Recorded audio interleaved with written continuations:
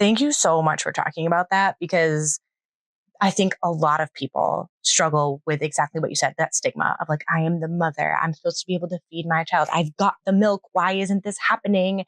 And we said at the top about how fed is best, right? And I think people may resist other alternatives for themselves because of that stigma. So thank you for talking about that and just being open about like what you experienced.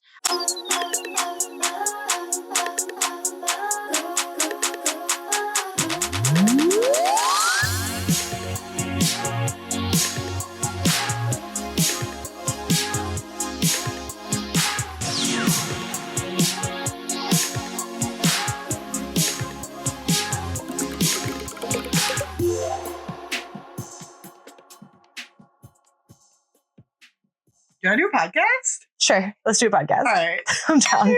Cheers. Hey guys. Welcome back to another episode of Mom's Off Script. I'm Meg. And I'm Mere. And we are your hosts. We're so excited to talk to you about a really important topic tonight, important to both of us at least. But before we do that, how was your day? What's new? My day was great. I ran to yoga this Yeah, morning. you did. So proud of you. Getting nice out, and I have another half coming up. So got a couple miles in on the way to yoga. It was great when I saw your car pull up, picking me up. I was like, where are you? You made it so far. I did make it pretty far. That was pretty exciting. But yeah, I'm doing pretty good. I have made it to book 3. I'm in the middle of Prisoners of Azkaban. My favorite one. It's very good. I'm probably about a third of the way through, honestly. Amazing. And the audiobooks, the Audible You're doing the audiobooks, dramatic reading, right? Like the yes. It's so good. Wow. Yeah, and I think that I'm finally at the parts where in the series that one of two things is happening. Mm-hmm. Either I don't remember the movies at this point. Yep. Like I remember movie 1 so clearly, right? Mm-hmm. And book 1 matches the movie so much. I'm either in the part of the series that starts to differ from the movies quite a bit, or I just don't remember the movies. So I'm like getting it kind of firsthand. They are so immersive. Yeah. Have we talked about this on the podcast? We mentioned it when I think it was your New Year's resolutions. You talked about how you were going to read Harry Potter this year and you were going to do the audiobooks. Yeah. And I know we've talked about it off the podcast, but they're so immersive that when I read the first one, or listened to the first one rather, it was hard for me to differentiate between the movie and the book. Yeah. Because one, it's so true to the movie, but also the reading is just so immersive. That's so cool. I have these vivid images, but I am getting to the point where the images of who the characters are is sticking. Yeah. But I'm starting to recreate like the leaky cauldron is in my head. Like the way I want to imagine it versus the way it is in the movies and like things like that. I am so happy that you're reading these books. The third one is absolutely my favorite. And it is definitely the one I think that they left the most out of the movie. Interesting. Like watching that movie back, I was like, but what about this? And what about this? And what about this? Like it was still a good movie, but I missed so much of it. I have to ask if you have any theories about the ending. I'm assuming you don't remember. I don't remember, and I have no theories at this moment. Oh, I'm so excited for you to finish it. Yeah. Text me when you're done. Okay. I am also reading a book series. Actually, I just literally before we started recording this episode, finished the 3rd book of a series. It's the Knock 'Em Out series by Lucy Score. Okay. They're like, it's like the things we never got over, the things we hide from the light, and the things we left in the past or something like that. Okay. But they all take place in this fictional place called Knock 'Em Out. And it is a kind of classic romance novel. Each book in the series follows a different female and male main character, but they're all friends. So you kind of know each character as you're going through it. I will say the first quarter of the first book, I was like, this is the cheesiest cheese I've ever cheesed. I'm not going to be able to get into this. And then it turned a corner and I was obsessed. So shout out to my friend Shannon who recommended these books to me. I devoured them while I was on my trip to California. I just finished the last one. Then there was a bonus chapter that was a little 10 years later epilogue that was just like everything was tied with a perfect little bow and my heart was just exploding with joy. It was so cute. I love that. Is that the last book in the series? Yes. Oh. She's written a ton of other books. I might read more by her, but I loved this series. It was so cute. The male main characters, woo! And the steamy, smutty scenes, woo! They're amazing. Okay, so this was a little bit of a smutty moment. Yeah. I mean, it definitely was not holding anything back in the smut department. But there's an overarching plot of each book, and then there's one kind of connecting all 3 stories together. So there's some backbone to it. You're not just smut for smut's sake. Amazing. 10 out of 10. Recommend. Yeah. Cool.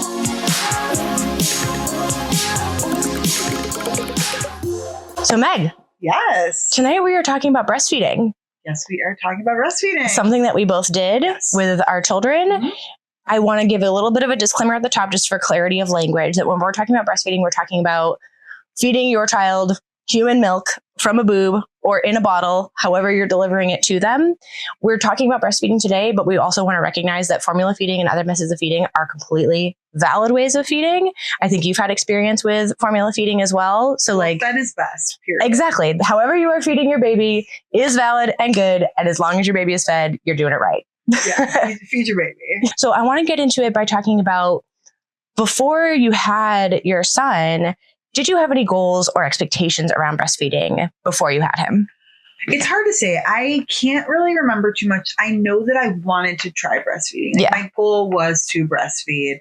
I got the pump. I got all the stuff. We went to the breastfeeding class. I learned all I was supposed to learn, or the baseline stuff that you learn in the baby classes and things like that. But I knew I wanted the opportunity to breastfeed if that was what was right for me and baby. And I really kind of I dug into it. I learned enough about it. And my plan was to breastfeed. And I think that I thought I wouldn't get too bent out of shape about it if I couldn't breastfeed. That kind of took a little bit of a turn for me. But my plan was to breastfeed, but I didn't go into it with too many expectations or planning around it. Did you have any I want to do it for 3 months, 6 months or anything like that? Or just let's see how it goes? I wanted to do it for a year. That was kind of my plan. If I could get baby through a year of breastfeeding and then switch into whole milk, that would be great. That was exactly how I felt about it too, in terms of the timeline, right? Because at the time, I think the American Academy of Pediatrics now says aim for a year up to 2 years, if it's mutually beneficial. I think that guidance changed while we were in the midst of it. Okay, you might be right. I feel I do remember a change, but I always, the year 2 is what sticks with me. I remember having the goal of a year because of the AAP recommendation, and then they changed it to 2 years, and I was like, oh my God, I can't. I was like, no. 1 year is a monumental goal. And I was like, that's nice that you changed it, but we're not going for 2. No.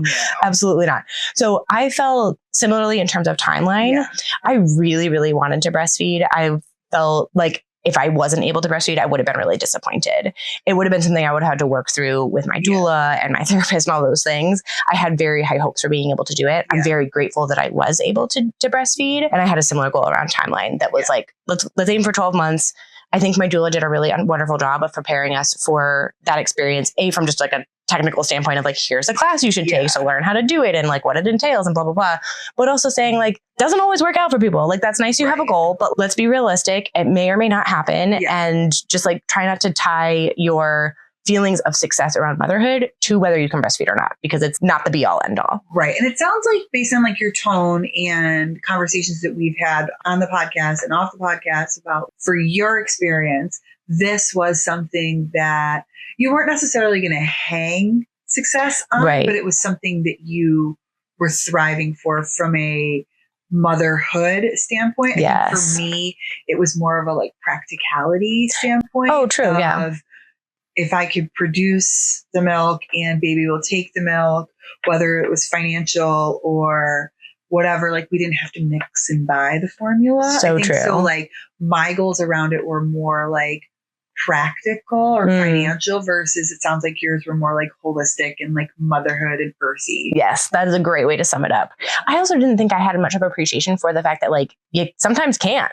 Either the supply doesn't come in or your mental health tanks or it just doesn't happen or you hate it. There's a lot of reasons why you might end up not. And for me, I think I just thought of course I will breastfeed. And then as I went through the class and learned a little bit more and educated myself, I was this could actually be really difficult. And I was glad that I had kind of eyes wide open heading into it because I didn't have that knowledge before. So you had goals around a year, but more around practicality purposes. Once the baby was here, how did it go? Did it match reality or? So, for me, it was a mixed bag, right? So if I remember correctly, and obviously once you have a baby, it's all a blur. I know. It's all a blur. We're thinking back 5 years now. Right. I remember my son latched like the first opportunity that there was to latch. And then that night was the first night was miserable. Oh no. Like screaming, wouldn't latch. I had a traumatizing nurse who just kept shoving baby's face on my boob. There was just a lot that went into like the first 24 hours of breastfeeding. We ended up doing colostrum syringes in the hospital, and my husband got to do a lot of those, which was very cool. So I pumped quite a bit in the hospital, and I got used to pumping pretty quickly. I was doing breast milk, which is kind of what I wanted to do. We all know baby ended up in the NICU and did have formula in the NICU, which again was what baby needed to do, like what we needed to do. And I was totally comfortable with that because we hadn't had my full supply coming yet. And it's what we needed to do. Yep. So he had formula in the NICU, and that's just what we needed to do. And then when we got home, we kind of tried at it again. He had just a lot of issues when it came to breastfeeding, but I ended up, I don't know why, whether it was physiological or the fact that I started pumping colostrum so early after he was born, or what the situation was, I ended up with an oversupply. And I ended up becoming kind of obsessed with pumping, not in the sense that I liked pumping, but like, I don't know if it was unhealthy, but I definitely had an obsession with like producing the milk and making sure that there was enough supply for my son and enough of a freezer stash for my son. I don't know where that came from, but it happened. The things that happen in postpartum life that we like cling to. And he struggled with latching. So we ended up on this schedule. We wanted him on a schedule. We were feeding every 3 hours, but he was not latching well. I was overproducing, and he had reflux. So it's this like nasty combination where I would nurse and then pump while my husband was bottle feeding him the pumped milk from the previous cycle. And then he would have to sit upright for 20 minutes before we laid him back down in the bassinet. So it was about like a 45 to 75 minute cycle every 3 hours. And it was fine. Like it worked. Like we knew we were going to keep at it. I ended up on nipple shields. So for those of you who don't know what a nipple shield is, it's a very thin sheath similar to like a bottle cover. Okay. But it's significantly thinner. Yeah. And it mimics your nipple, and you essentially just put it over your nipple. It mimics a bottle and your nipple at the same time, and they latch to that. What's the benefit of that supposed to be? I think it mimics a bottle, right? So he had a bottle in the NICU. Okay. And there's just an easier latch.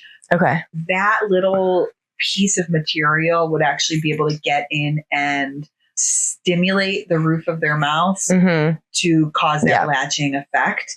And then they would be able to latch. And then it would kind of do a little suction thing with your nipple and get all the milk out. So it took us about 4 months till he actually latched. And in that time, we figured out the reflux stuff. But again, I had an overproduction, so it was fine because we were working with tons of frozen milk and all the things. But yeah, what about you? Like right away, like baby is here. How did that go for you? I'm going to say this, and I want you to know, I get what is coming to me in this story. Okay. Because it was glorious with my son, Teddy. He immediately latched. It was so nurturing and cozy. When the lactation consultant came in the hospital and saw me, she's like, "Oh, are you a second time mom?" I was like, "No. This is my first time. I'm just so good at this." Like, I thought I was the best thing that ever happened. I was the worst. I was probably insufferable to be around. And I was like, "Did you know you can..." You still are. I was like, "Did you know you can hear your baby swallowing? You should listen for the swallows." Like, I can't even believe who I was as a newly postpartum mother. It was disgusting. But it went really well. Like, truly, all jokes aside, Teddy was awesome. He was, and he was the kind of kid that like got comfort from it. I was doing really well with it. It was a bonding thing for us. I had a lot of supply. but it was not an oversupply. I wouldn't say like we had the right amount for us. He didn't have tongue ties or lip ties or any problems latching, didn't have reflux. Like it was the sunshine and rainbows version of breastfeeding for sure. There was the normal learning curve of like, I'm breastfeeding for the first time. I was like, why do my nipples hurt so bad? Like I remember texting my girlfriend and being like, is this like riding a bike where like the first 2 weeks your butt is really sore, but then you get used to it? And she was like, yeah. I was like, okay, sounds kind of pretty good. I've never heard anybody compare it. That's what it's like. Like you're sore for the first couple of days and then get used to it. So, my nipples were sore and I was getting used to that. You're leaking everywhere. I think that was one thing. I was just like leaking everywhere. Just like, oh my God, like getting out of the shower and being like quickly trying to pad everything up before you ruin everything again. So some of that was just normal first time mom adjusting to breastfeeding stuff. But on the whole, we had a very smooth journey. Awesome. I will talk a little bit about my second, which was not as smooth, spoiler alert. But what was the journey like for your second? Was it any different from the first? So with my daughter, it was much easier from the get-go. I kind of had the experience, so I knew. Yeah, you knew what you were doing. What I was doing. I knew what I was doing. I knew what we were getting into. She was also in the NICU, but I also knew kind of how to pump. And then I was somebody that was an oversupplier, so I went right back into that like mindset of being obsessed with getting breast milk very quickly. She latched. She was much easier. I don't remember having struggles with her. I'm sure I did. But like nothing major. Nothing notable. Again, I had an oversupply, so we were just getting milk. We did a lot more regular nursing with her. She also had some reflux issues now that I'm remembering, because I do remember putting her on famotidine as well. But they were not nearly as serious as my son's. And I think our issue with her feeding and why we explored reflux and ultimately went on the famotidine was because my son had been on it. We knew it worked. And it was something that for our peace of mind, our mental health, and to get her into a better feeding rhythm, that we just kind of went straight to. It worked. She was not on famotidine for nearly as long as my son was. Nice. So it kind of, she's no notable. Smoother sailing. Yeah. I'm glad it's like you got the hard one out of the way and like learned all your lessons early. And then for the second one, you were like, okay, this is easier, right? Like you know what you were doing. She seemed like she had an easier time and it was like smoother sailing. I unfortunately had the opposite experience where my first one was the easy one. The second one, I came in there being like, oh, this is going to be great. I already breastfed. I know what I'm doing. Oh my God. It was, first of all, she had lip and tongue ties. So that was really difficult. Even in the hospital, they were like, yep, she's got lip and tongue ties. You're going to have to get these released. We worked with a lactation consultant who said, no, you don't need to get them released. You can work with a chiropractor if you don't want to go that route. So we were driving down to a chiropractor 45 minutes away multiple times a week to work with her to have that worked out. She was the worst to burp. The worst. Every burping position. Oh my God. Teddy was like, you lifted it up and you just like boop, boop. And he's like, bleh. And you're like, both my kids were hard to burp. Oh my God. She was so difficult. We tried everything. Yeah. Same thing with having to keep her upright. I don't know if she necessarily had reflux, but we definitely had to keep her upright. That she would spit up a ton. I used to call it the angry suck. She would be so hungry and I'd get her on the boob and she would latch so aggressively. I'd be like, and she'd look at me with these dagger eyes like, how dare you take so long, you asshole. Like her eyes would be boring into mine and she'd have these like furrowed brow as she's sucking, like looking at me like she's pissed at me. I'm like, can you calm down? Like it's literally in your mouth. It's fine. But I used to say that she would eat my boob like a sandwich. Like Teddy was like a calm, gentle little snuggler and she would two-hand my boob and like go in like she was aggressive. So it was not a like loving, calming, nurturing thing. It was extremely aggressive. She was difficult. I honestly think now in retrospect that I might have had a little bit of an undersupply with her and I didn't know. She was gaining weight and everything and all of that, but like as soon as we started solids with her, a lot of things changed and improved. And I was like, I think she might not have been eating enough. Like she was never behind on weight or anything. No one ever raised any concerns about it. But we saw such a difference once she started eating solid food that I was like, I really think I perhaps had an undersupply with her. It sounds like from our last episode when you talked kind of a little bit about possibly wanting an epidural with her. Now, she was so much more difficult. Like, nursing issue we got going on or nursing complication, whatever you want to call it. that your daughter is humbling you. 1,000%. You know what? That's actually a great way to put it. I like to say she's a hard mode baby, but maybe I need a little humbling. And she's giving that to me. Earthy human and making you touch grass. Yes, 1,000% in the best way. Yeah, no, she has absolutely put us through our paces. Yeah. And I think, now here's the thing. Joey and I used to joke. We have our dog Poppy, who is basically a cat in dog form. Yeah. She's the easiest dog we've ever had. She's so low maintenance. She's the best. Teddy was such an easy baby. We were like, oh my God, this parenting is so great. We had our eyes wide open. We were like, listen, we're going for number 3 addition to our family. There's no way lightning strikes 3 times. Like, we've had the easiest dog and the easiest baby. We're getting what's coming to us. Like, we knew we were not so stupid to be like, we're just the best parents and we have the best children. We were like, we know this is how this works. And sure enough, she has put us through our paces in every way. One day she will rule the world, but today, holy fucking shit. Oh, that's the hardest thing with these girls, these daughters, man. Like, I feel the same way. Sometimes I like look at my daughter. I'm like, this that you are doing to me right now. Keep it, but not to me. And use it when you're 25 years old. All the men. Yes. Not to me right now. Yes. That's where I'm at. That's daughters and girl motherhood to a T. So did breastfeeding or kind of that postpartum life lead to any like personal struggles with you? Actually, no. You would think that knowing me, that I would have like spiraled and been like, oh my God, blah, blah, blah. It was definitely hard. Don't get me wrong. There were nights where I was up crying. I can't burp her. She won't go back to sleep. Mm-hmm. She's still hungry and I don't have anything left. Can you go make a bottle? Like, you know, there were hard times for sure. But Joey and I did a lot of work after Teddy was born to make sure that I didn't struggle the way I did the first time with anxiety and other kind of perfectionism issues. And we had really good systems in place to help me with this. So we both were leaning on each other a lot more. We were being more open about what our struggles were. And that made it a lot easier to deal with. So I didn't have the same kind of high bar for myself that I did the first time, where I was like, everything needs to be perfect. I need to knock everything out of the park. I was like, this is really freaking hard. And I'm not doing anything wrong. It's just freaking hard. Right. And that made it easier. Did you experience anything like that too? Or what was it like for you?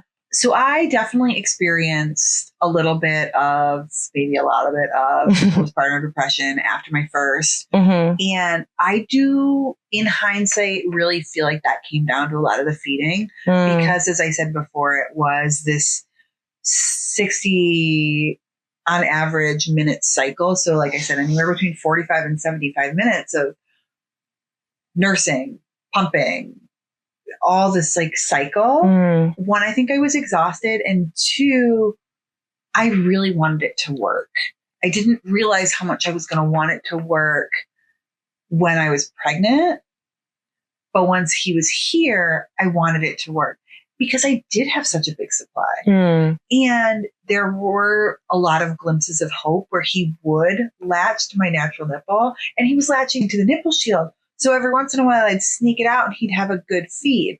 So I think that my experience with PPD really came out of the feeding cycle. To your point with our second, like we put a lot of systems in place around feeding, which is probably twofold in the sense of that's probably why it was easier, for lack of a better term, in quotes there, to feed my second, as well as manage any postpartum depression symptoms, which I didn't experience nearly as much with my second. I mean, I remember with my son one day, it was actually my birthday. So he was born in June. My birthday was in July. And I just remember my mom was driving up and my husband was at work and he was screaming because I couldn't get him to latch and his reflux was acting up. And I just remember this moment where I'm like sobbing.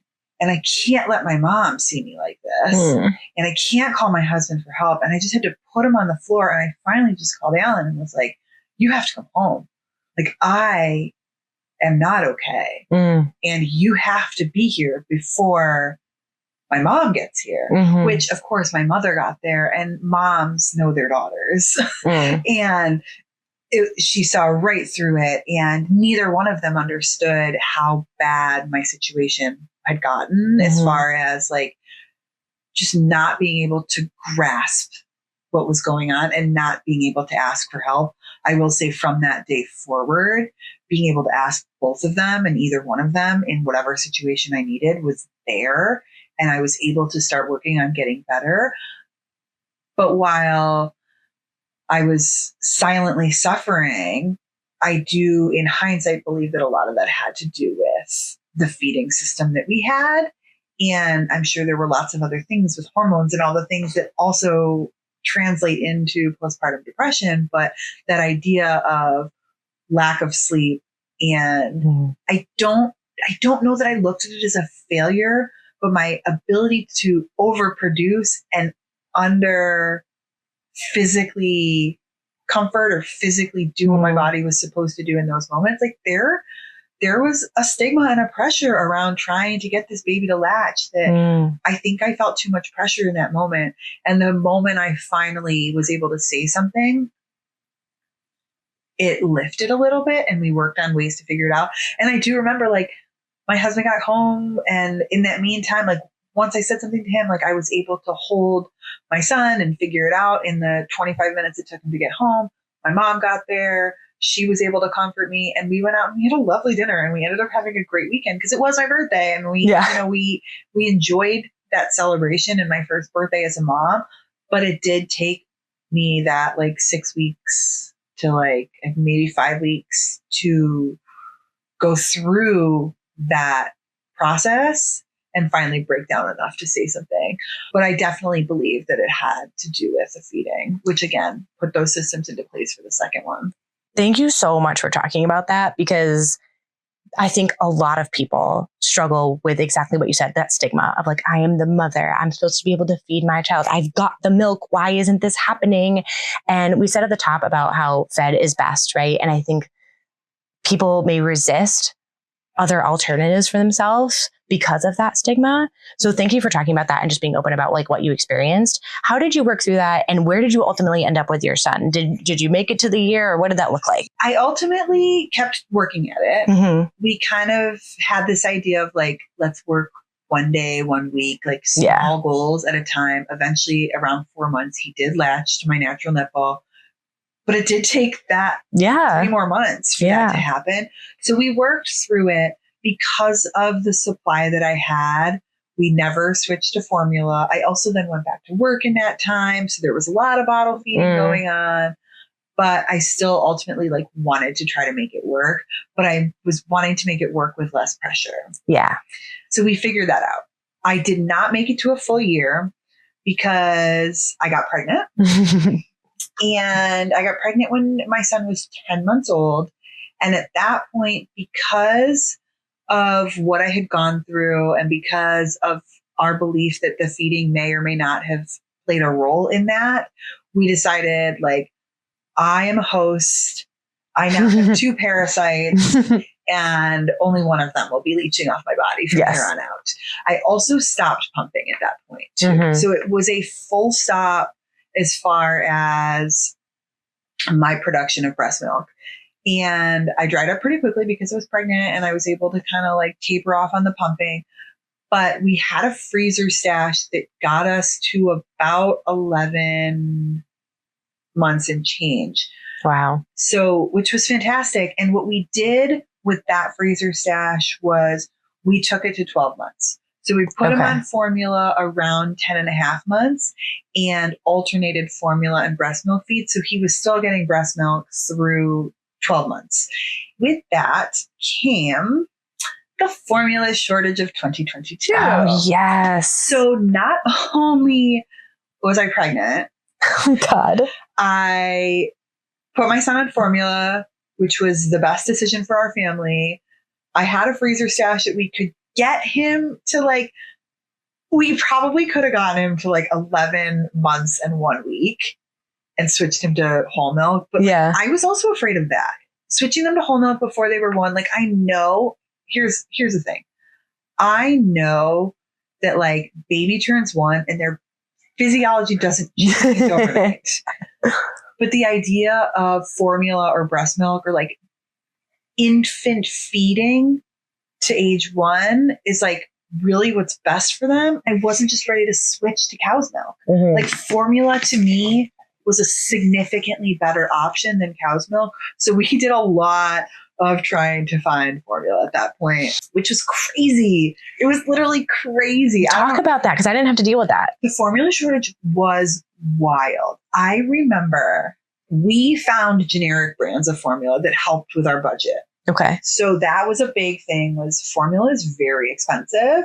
And so we found formula that worked with our budget, that our baby liked. We wanted to use a gentle formula because we knew he had reflux. But I just remember store hopping, literally physically store hopping. And my husband and I would go to different stores on same days and just like check that case, check Stop and Shop, check Target. Like, we don't shop at Big Y, but like, we're going to go to Big Y. We're going to go to ShopRite. And like, we would literally go to 2 or 3 different stores in a day to find formula. And we would have to know, like, okay, we have a week's left of formula. Start the hunt. Wow. Luckily, like I said, we had breast milk. We had the option to switch to cow's milk. At no point were we ever in a situation where we were in danger of not being able to feed our baby and stressed out more than we needed to be. We were stressed.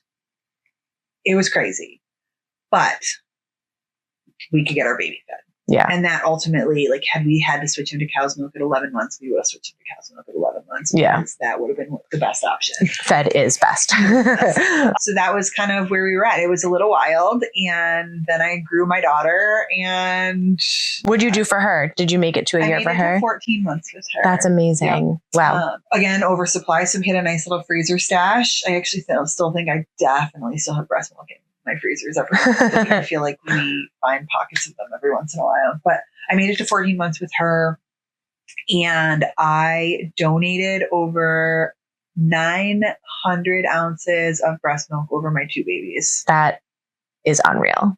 With my obsession, something good came out of it, and I'm very proud of that. That is amazing. You should be really proud of that. You should be proud of everything that you just said, because like producing that much milk, working so hard to get it, planning what to do for your son, figuring out formula, figuring out cow's milk, sticking to it with your daughter, donating all the extra, like that's so much that you dealt with. And to do all of that on top of just like normal, I have a 1-year-old and I'm pregnant with another baby. Holy cow. And just for reference, this is all within a 17 months period. Yeah. I guess 17 plus 14 months. Yeah. Whatever that is. Crazy. Period. What about you? Did you meet your goals? I did. I made it to 15 months with Teddy and 14 months with AJ. AJ, we had to work through a lot. Like I said, we dealt with latch issues. We got through all of that and it got a little bit better. As her digestive system matured too, it wasn't so difficult and we got into a better rhythm. It was still never like a cozy, snuggly thing. Like she was like, this is a utility, give me the food. Like that was her mentality. Teddy, we also struggled with some bottle refusal, which was really challenging because I was getting ready to go back to coaching at that time. Mm-hmm. And I was really worried that when I left, because he'd only been exclusively feeding from me, that we would have no way to feed him. We worked with a lactation consultant to deal with that. And she was really super helpful. And we did eventually get him to take a bottle, thank God. So we were using exclusively breast milk the entire time. We were using bottles so that my husband could feed and take turns feeding. And like I said, we made it to 15 and 14 months respectively. I did not realize, and this is where I want to go next. I didn't realize when it came to like weaning and being done breastfeeding that you didn't just stop, right? Like when it came to be time, we hit 12 months. I was like, so am I done? And they were like, whoa. Oh yeah. Like, don't just stop. You'll get mastitis or something. Like that's not the way to do it. Like you've got to slowly drop a feeding at a time. And I was like, oh my God. So here I am at 12 months thinking I could just be done. And it's like, no, you've got to wean. And because for Teddy, it was such a comfort thing and he was so attached to it, it took 3 months to wean. Like that's how long it took. Yeah. And now granted, the approach I used was don't offer, don't refuse. Right. So we started by dropping one feeding occasionally. And by the end we were using don't offer, don't refuse. So I would not say like, oh, it's time to eat, whatever. But if he wanted it and would signal that he wanted it, milk, squeezing their hands, or he would poke my boobs. Yeah. I remember I went on a trip. It was maybe like a couple months after his birthday. We were nearly done. Like I was like, we're so close to being done. And I went on a trip for a bachelorette party and everyone said, this will be it. You'll go on your trip and that'll be the end of it. I swear, came home from that trip. I picked him up. I gave him a big hug. He looked me in the eye and he poked my boobs and made the sound that he made when it was time to eat. I was like, are you kidding me? Are you kidding me? I've been gone for 3 days. That's the first thing you want, but fine. So it was a long weaning process to get off of it. And I wasn't going to force it. I was very much just like, let's go at a slow pace or whatever he's comfortable with. Yeah. AJ was a much easier, again, not a comfort feeder. She was a utility feeder. And as long as we were giving her solid food, and that was fine. It was funny with Teddy, his like last feeding, like the one he held on to was the one right before bed. For AJ was the opposite. She always wanted the first thing in the morning. Oh, yeah. Isn't that weird? Both of mine were the night feeding, but that wasn't their preference. That was the way we weaned them. Yeah. I didn't, with Teddy, I did wean more intentionally of like dropping specific feedings. With AJ, it wasn't as structured. I was just like, we're just going to kind of slowly wean off. And like, that was the one she wanted and held on to and was like the most eager for. Yeah. So I don't know. Kids are weird. Kids are weird, man. Kids are weird. No, what did you do for weaning? Weaning felt fairly easy for us in the sense of both my kids were on bottles. Yeah. And I had gone back to work full time. So for weaning, we dropped feedings. And what did we do? We dropped feedings. For both of them, we had already put a system into place as far as like what they were supplementing breast milk with. Okay, yeah. Because my son had formula that he was supplementing with. Yeah. And then my daughter, she was 14 months by the time we weaned her. So she was having cow's milk. Once she was 12 months, we had already introduced cow's milk. So we had the supplement. Mm-hmm. So what we did, because they were on bottles, was we removed breast, like skin, like boob feedings. What do you call that? At the breast? Contact feedings? I don't know. Feeding from the breast. I let them stop sucking on my nipples. There it is. During specific feedings and made them drink from bottles. Yeah. And then we switched what was in the bottle. Okay. And then we started removing the bottle. Okay, that makes sense. So it went from like boob to bottle with formula or breast milk to bottle with cow's milk, which was the same bottle nipple. Yep.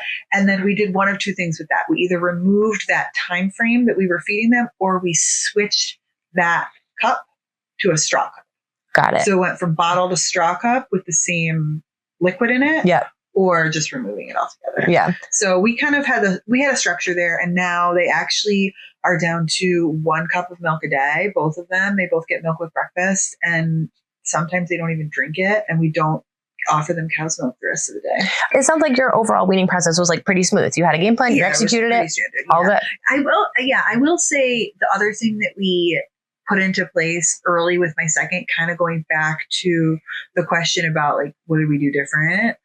I said to my husband, this baby is getting a bottle within the first month. Yeah. Period. Okay. Unfortunately, she was in the NICU, so she got a bottle in the first week. But like, I was pretty set on like, when I say first month, like I really wanted that baby to have a bottle by week 2. Mm-hmm. If that baby had not had a bottle by week 2, I was putting a bottle in their mouth. Mm-hmm. And I do think that ultimately helped with the weaning process. Okay.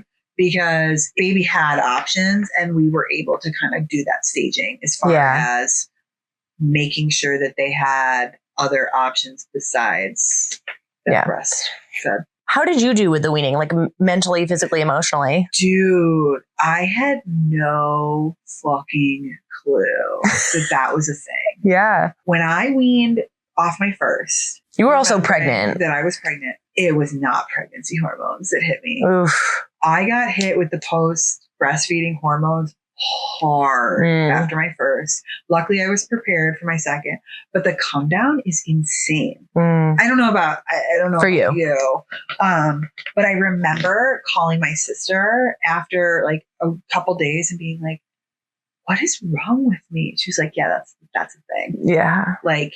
When you're done breastfeeding, your hormones shift so rapidly that you get these like crazy wave of emotion effects. And that happened for me. And again, also I was pregnant. So I was getting these pregnancy hormones and post breastfeeding hormones just like all over the place.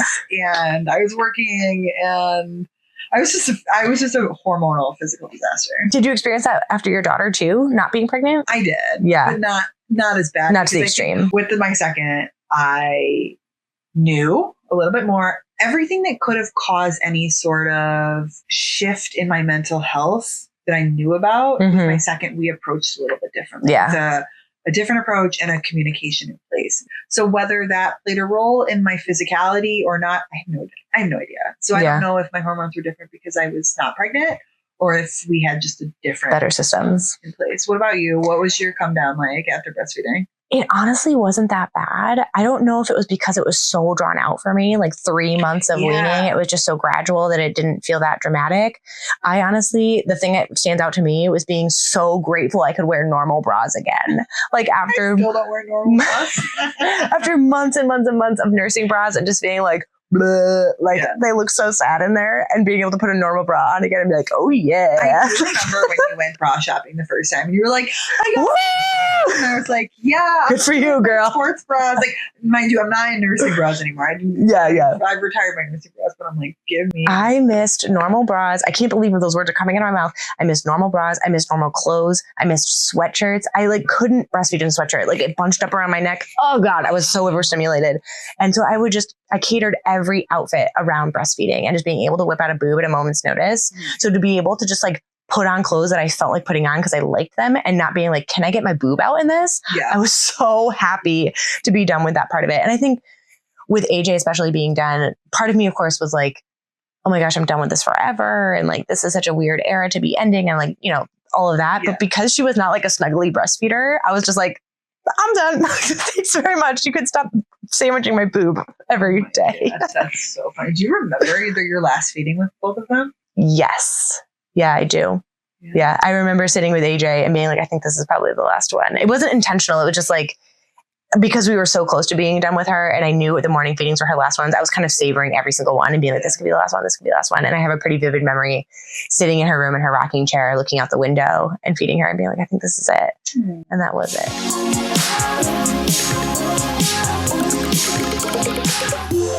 You mentioned that when you were weaning, one of the things you said was that you went back to work. And that was something that you were like, okay, I went back to work. So that was like impacting how I was doing things. What was your approach to breastfeeding, pumping at work, in public? Like, how did you think about that? Well, so for work, I mean, I was lucky in the scenario I was in with my first. With my second was a little different, but with my first, I had my own office space. So I was able to just shut my door and put a note on it, like nursing, and cover my window, and it was fine. As far as like breastfeeding in public, I had no issue with it. I feel like, to your point, like you were talking about, like you always had clothes on that you could access easily. I always wore like longer baggy shirts on that like I could just stick right under there. All the things. I had no issues breastfeeding in public. I felt like it is what it is. I have a baby and I'm going to you can deal with it. Yeah. Because my kid was on such a scheduled feeding, I was able to work around being in public when I was going to need feedings, and both of them had bottle options. So I had a mixed bag of stuff. It would be, if I need to feed my kid because he's screaming, like I'll feed him. If we're going somewhere that was going to be an extensive amount of time, I knew to pack a bottle, or kind of, I planned my outings around like when baby needed to feed and kind of worked on whatever I was in the mood for that day. What about you? What about breastfeeding in public? Or back to work stuff? We were definitely not on a schedule. It was a little bit more like, if he wants it, he gets it. I mean, a little bit before nap time, we had some certain kind of set things, but it was definitely much more loosey-goosey. So there were plenty of times where we were out and about and I was like, oh, gotta whip out a boob. And I definitely saw your nipple out in public. Oh, 1,000%. You're not the only one. I think I was. But I also felt pretty strongly about breastfeeding in public and wanting to be able to breastfeed in public, and this attitude of like, you can deal with it. Like if you have a problem with my boob being out, like you can move then. Yeah. I felt very strongly about that. And many times not go out of my way to feed, but certainly not ever like excuse myself to a back room or whatever. I'd be like, oh, I'm whipping it out here. Here we go. I love it. It's kind of giving, it's not the same at all, but it's giving similar vibes of like bringing your baby or your kids on an airplane. Like, sorry. Deal with it. There's kids in the world. This is a public space. Yeah. Yeah. And it even extended for me to work, right? So I went back to work around 4 months part-time at first. And I had a fantastic manager. I work for a great company that's very supportive of working mothers. And it was COVID. So we were working remotely and we had a full-time nanny at home with our son. Right. So I'm home. My son's home. We're all remote. My boss is amazing. I'm like, I'm feeding this baby. Like, I'm not going to switch to pumping. Yes. I think you touched on this in our work, in something somewhere along the way. Oh, I think you touched on this in our childcare episode. Yeah, we did, because that was a nice benefit of having the nanny, was that like, I didn't need to switch to pumping. I was home. So, and she would just bring me my baby when he was hungry. It was usually like after nap time and before nap time, they're kind of like the set times. But other than that, she would still be like, he seems really fussy. Like, can you feed him? I'm like, sure. And I have the type of job where I'm spending a lot of time on Zoom calls, and I would just feed him on Zoom calls. And depending on who the audience was, I would maybe turn off my camera. Like if it was like all men that I didn't know very well, I would turn off my camera. But most of the time, especially if I was meeting with another woman, I would just tilt my camera so you couldn't see my boobs and just be like, hey, just so you know, I'm feeding my baby. And then at the end, I'd be like, you want to see him? I'm like, here he is. Right. I felt like I was almost standing on a soapbox of it. I'm like, I'm not going to hide the fact that I'm feeding my baby. I'm not going to switch to pumping just to avoid someone being uncomfortable. I'm going to feed my baby. And if you have a problem with that, that's a you problem. That's not a me problem. I do think like that whole idea of like, it's my baby, I'm going to feed him when you're out in public makes a lot of sense. I totally agree with it. I also like your sentiment of when you were on a Zoom call of being like, depending on who the audience was. Yeah. Because nursing your baby at work might be unprofessional. Yeah. And I'm not saying what you were doing was unprofessional. I'm saying like you were mindful of like, there's a difference between a man at a restaurant where you need to feed your baby and a man on a work call where you need to feed your baby. And you recognize that and respected that while you still said in an empowering way, I'm going to feed my baby on this call, or I'm going to feed my baby because my baby needs to be fed. You recognize the difference of the situation you were in and respected the other human. You know what? I think it was actually less about that, although I think that's a valid way to think about it. Yeah. For me, and I actually had this conversation with some working moms the other day at work. We were at a conference and we were debating something that a speaker had said about when it's okay to be vulnerable with a boss or with somebody else. And the point that I made that I still think about and I was thinking about at this time was there are times where I realize I have the privilege to be able to do something.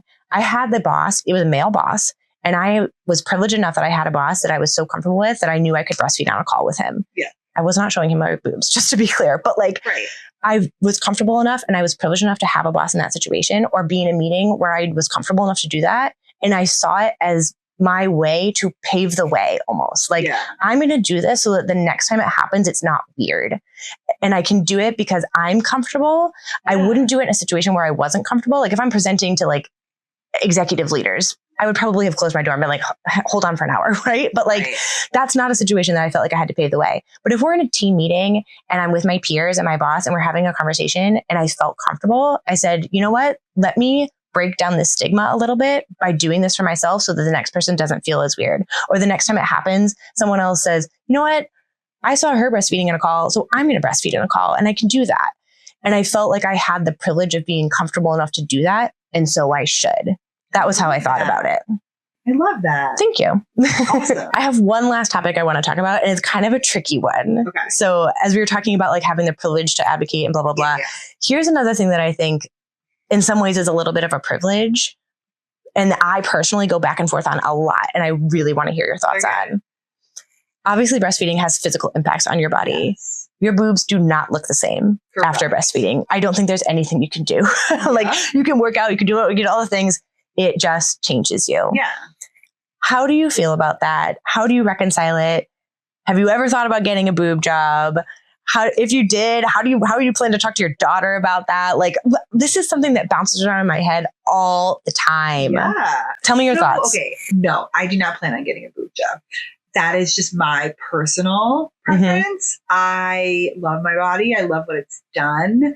I've never felt like the pressure to change kind of my physical attributes. I also have a great rack already. Yeah, you do. Oh, there's that. The only thing I would do is like a lift. I would totally do that. Yeah.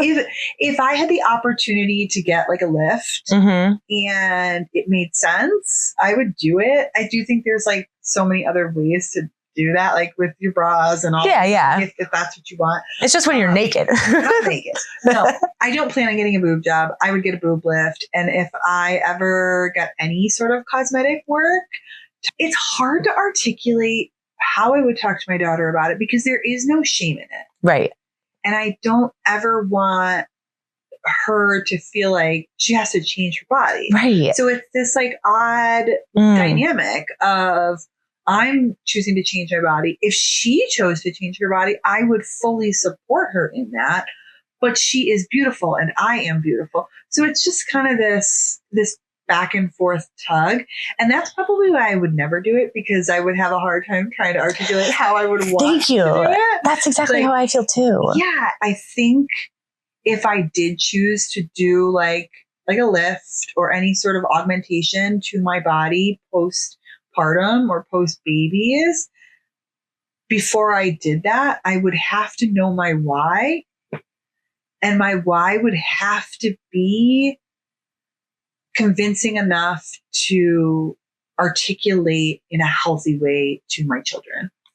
That is so true and so powerful. I love how you articulated that and saying that, like, if I did it, I would want to have a strong enough why, because this is the thing to me. I absolutely could see myself arguing both sides of thoroughly, right? Like, and to me, I kind of put boob lift in, like, when I say boob job, I just mean like anything, like, because like is tummy tuck in there too, or like any sort of like, I'm talking specifically boobs, but like any sort of cosmetic procedure, right? Like if there's, your body just changes from having kids, from breastfeeding, from life, right? Yeah. So like, on the one hand, you have the argument of like, you deserve to feel good.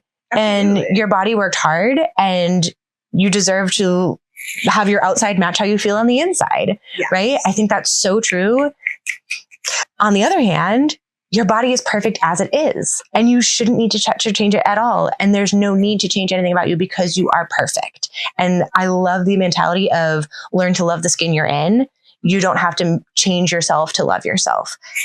Both those things feel so true to me. And I'm like, which one do I want to instill in my daughter? Is it both? And if it is both, how do I navigate that with her? And I love how you said, if I did it, I would want to have a strong enough story to articulate to my daughter that I felt good about. That's exactly how I feel.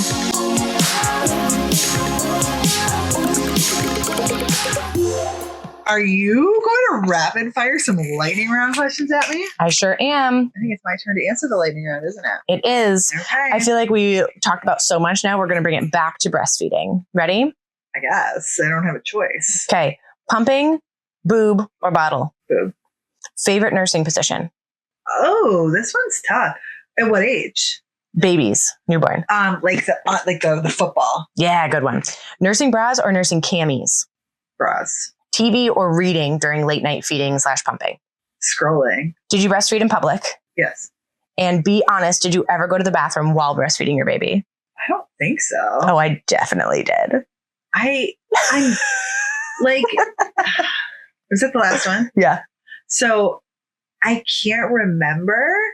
So I'm not saying no, but I don't. You don't have a memory of this. I don't have a memory of doing that. Absolutely. I remember feeding my baby for so long and being like, my bladder is going to explode. That was going to be my next question. You're talking about like taking a shit, or are we talking about like peeing? I've done both. Okay. Yeah, but there's no doubt in my mind that I have probably pooped or peed while feeding my baby, but like I don't have a vivid memory of it. I have a vivid memory of my bladder like going to explode and finagling off my outfit to sit down and pee. Yeah. I also know I used to bring the DockATot with me into the bathroom so that like if I was going to the bathroom and then I had to put my baby down, I had somewhere to put them so I could finish. The thing was a staple in the bathroom. Oh my God. Classic.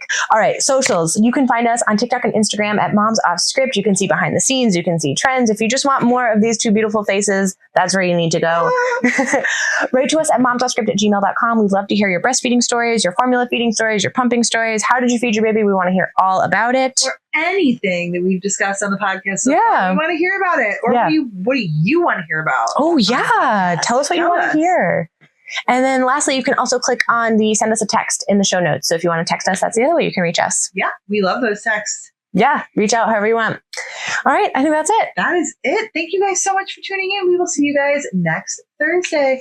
Bye. I think that was really good. Moms Off Script is created and developed by Megg Abelein Meredith Finch. Set design and videography, Megg Abelein and Meredith Finch. Music, Matt Beebe. Photography, Michelle Montinieri. Graphic design, Alexia Dulieu. This episode is edited and produced by Meredith Finch.